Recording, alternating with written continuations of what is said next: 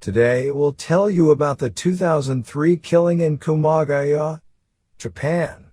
In 2003, Kaori, a 16-year-old girl, lived in Yoriyamachi, Saitama Prefecture. Kaori is an alias, and her real name has not been revealed. Kaori, a runaway girl, was walking near Kumagaya Station in June when a man spoke to her. The man was Hideaki Suzuki. He was an employee of a nearby entertainment establishment, and he was 28.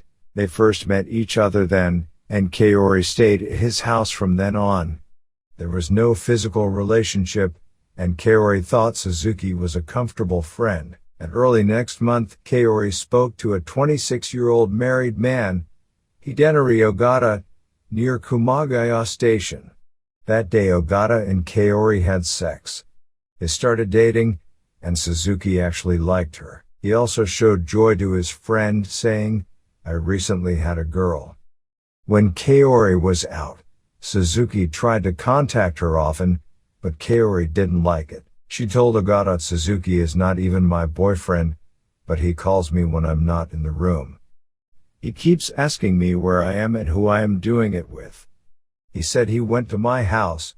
I think he thinks I'm his girlfriend, and it's really annoying." Upon hearing this, Ogata met Suzuki and said, "Kaori is my woman." Then Kaori was sent back from Suzuki's house to her parents' house. Soon after, however, Kaori ran away from home again and contacted Suzuki again to stay in his absent room. Then on August 16th, Suzuki returned to the room where Kaori was sleeping. Suzuki began touching Kaori's body, touching her chest and trying to undress her. Kaori felt a great dislike for Suzuki because of this incident. 2 days later in the morning, Ogata went to Kaori, who was sleeping in another house, and brought Kaori and another friend out. And they had lunch and drink together at a family restaurant. On the spot, Kaori told Ogata what had happened, and Ogata talked in anger. "He's like picking a fight with me if he knows you're my girl. Do you want me to kill him?" Kaori said, "Yes, do it. Do it." A friend next to them also said, "I can never forgive him for touching someone else's girlfriend. We have no choice but to do it." They got into Ogata's car right away and headed for Suzuki's apartment.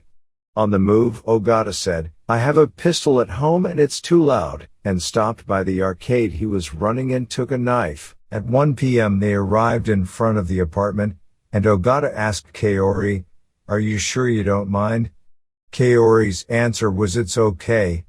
At first, Suzuki was away in room 202 where he lived, and Kaori informed Ogata, "Maybe he's in the next room." The apartment was rented from where Suzuki worked, and the residents were all employees of the store.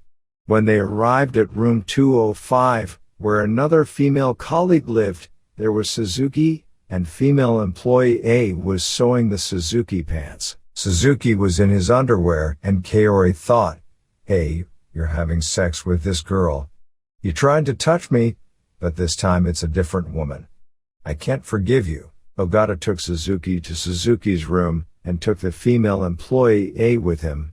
Ogata kicked Suzuki in the head and assaulted him. Suzuki denies Ogata asking, "You were going to do it with my girl," and Ogata is even more furious. Ogata stabbed Suzuki in the back several times with the knife he took, and Suzuki fell to the floor and groaned. Ogata approached Suzuki, who had already fallen, and stabbed him in the abdomen a few more times. He covered Suzuki with a blanket, saying it was noisy, and Kaori was taking care of her clothes in the room. Ogata asked Kaori to step on Suzuki's head, and Kaori stepped on Suzuki's head, which was on the verge of dying, over the blanket. She then wiped Ogata's fingerprints and went back to room 205 alone and stole 30,000 yen. About 1:20, Suzuki's job manager called him. However, Suzuki did not answer the phone. So the manager asked employee B, who lives in the same apartment, to visit Suzuki. B visited Suzuki's room soon, and saw Suzuki's body. B was living with her friend C at the time. Ogata speculated that C also watched this scene together. So, A, B, and C were all kidnapped in a car. A and C in the back seat and B in the trunk.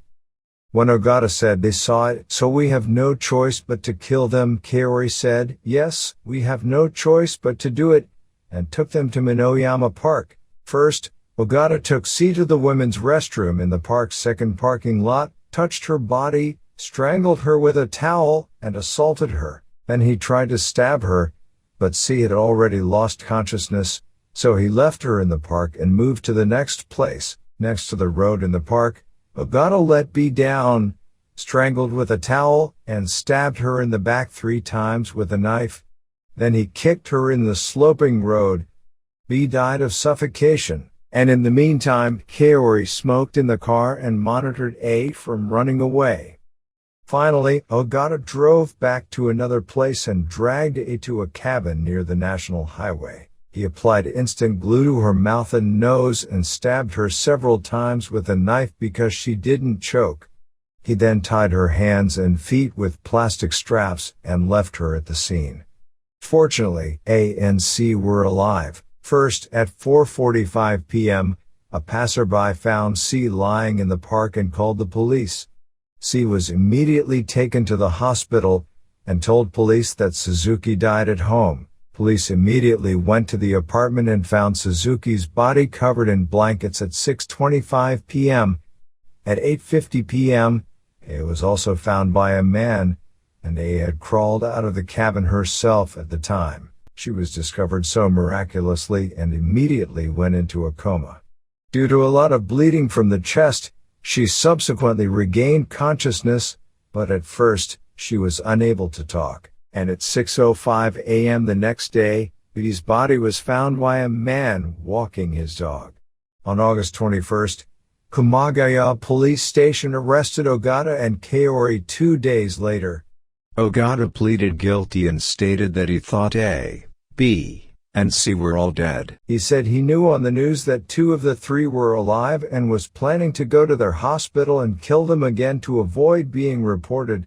Kaori has lived watching her father's severe domestic violence since she was young. After her parents divorced, she lived with her mother, lived with her father, and lived with her again. After graduating from elementary school, she went to her father's job, where her father ignored her and became juvenile delinquent. She rarely went to school, and she went home about once a week. Ogata was strong since elementary school, and he started to inhale thinner in middle school. And he stabbed another student with a knife when he was in 8th grade. He subsequently caused a robbery and injury with a steel bat.